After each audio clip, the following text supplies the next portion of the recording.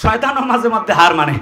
চতুর্দিক দিয়ে চুল কাইটা চুল মাঝখানে রাখছে তালপট্টির দ্বীপ বানায়া। আমি নাম দিয়েছি কুত্তা কাটিং। আরে কথা বলে না, ঠিক কিনা? আছে না নাই এখানে?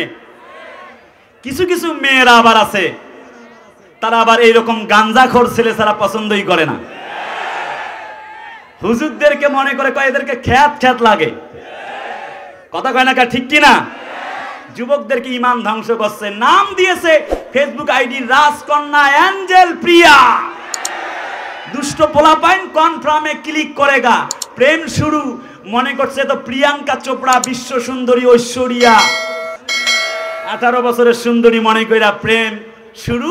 কিছুদিন পর চলে গেছে উল্লা পার্কে, গিয়ে দেখে এ তো 18 বছরের সুন্দরী না, এ তো 52 বছরের বুড়ি। কিন্তু ভাগ্যের কি নির্মম ইতিহাস, চতুর্দিক দিয়ে আটকায়া যুবকরে জায়গায় বিয়ে দেওয়া শেষ। বাবা মায়ের যা স্বপ্ন ছিল সব শেষ। আমাকে কয়েকদিন আগে এক যুবক ফোন করেছে, হুজুর আজ আমার মন ভালো নাই। বললাম কাহিনী কি? হুজুর আমি সেকা খাইছি। কথা কয় না, কি খাইছে? তা কইছিলাম যে তাহলে ভাত খাওয়া লাগবে না, পেট ভালো করে ভরায় না। কয় হুজুর আমার আত্মহত্যা করার উপায় নাই, কি আছে টিপস একটু আমারে দেন। কইলাম তোমার আমল নাই, কোরআন শরীফ শুধু পড়ো। কয় হুজুর কোনো কাজে হচ্ছে না, আমি আত্মহত্যা করা ছাড়া উপায় নাই আমার। আমি বললাম তুমি মেয়েদের চেনো? এরা প্রেম করার সময় খোঁজে নায়ক সাকিব খান, আর বিয়ে করার সময় খোঁজে টাকাওয়ালা কালাচান। আরে যুবকেরা চিল্লায় বলো ঠিক কিনা? তোমাকে যদি স্বার্থ থাকে বলবে ভালোবাসি, স্বার্থ না থাকলে বলবে ঘৃণা করি। এদের স্বভাবটাই হচ্ছে মেঘার বৃষ্টির মতো।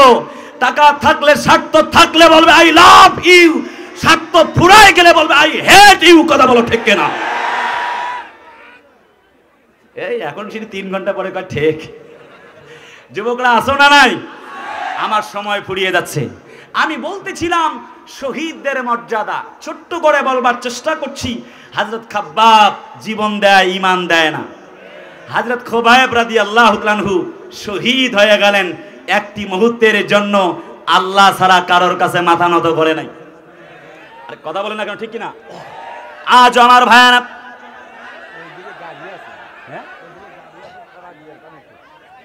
আমার কলিজার টুকরা আপনজনেরা, গভীর মানাজাত, একবারে আমার শেষ প্রান্তে কথার আমি দাঁড়ানো। আপনাদের প্রিয় মুফাসসির কিছুক্ষণ পর চলে আসবে। কষ্ট হচ্ছে? আপনাদের কষ্ট হচ্ছে? বলছি তো ভাই এসেছেন, আপনাদেরকে কোরআন শোনাবেন। ও সামনে দিয়ে যারা যায় এই জন্য ডিস্টার্ব হচ্ছে নাকি? ও এই জন্য ডিস্টার্ব হচ্ছে। এবার সামনে কেউ আসবে না। আমার কলিজার স্বেচ্ছাসেবক ভাইয়েরা কই? সেননগরের আমার যুবকেরা কই? একটা লোক যেন এদিক দিয়ে সামনে ঢুকতে না পারে। ঠিক আছে, এখন হয়ে যাবে। সেননগরের মানুষ খুব ভালো, সিরাজগঞ্জের মানুষ খুব ভালো, আপনারা ডিস্টার্ব করবেন না আশা করি। আপনারা আছেন না নাই? আছেন না নাই? আমরা সেই খুবাইবের উত্তরসূরি, জীবন দিতে পারি, ফাঁসির মঞ্চে ঝুলতে পারি, কখনো ঈমান দিতে পারি না।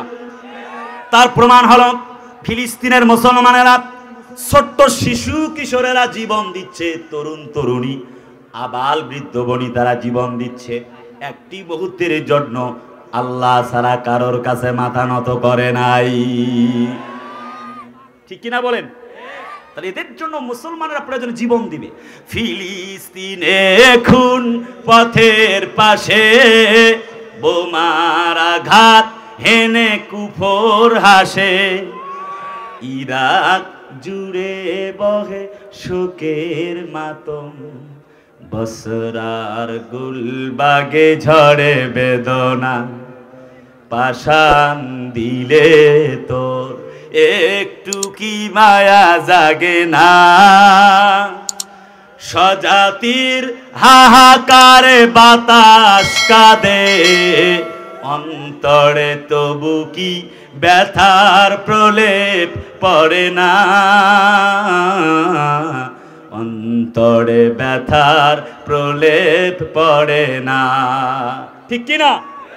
চিল্লা বলেন ঠিক কিনা? আমরা আজব প্রাণপণ নিয়ত করেছি মুসলমানদের উত্তরসূরিরা, আজ খুবাইবের উত্তরসূরিরা, মত পার্থক্য বুঝি না, আমরা জীবন দিতে পারি। আমরা সুমাইয়ার উত্তরসূরি, বলতেছিলাম শহীদদের মর্যাদা। হযরত সুমাইয়া রাদিয়াল্লাহু তাআলা আনহাকে যখন বললেন, আবু জেহেল বললেন, বেটি সুমাইয়ারে এক্ষুনি তোরে হত্যা করা হবে। হযরত সুমাইয়া বলেন, কোনো টেনশন নাই, যা ইচ্ছে তাই করতে পারো।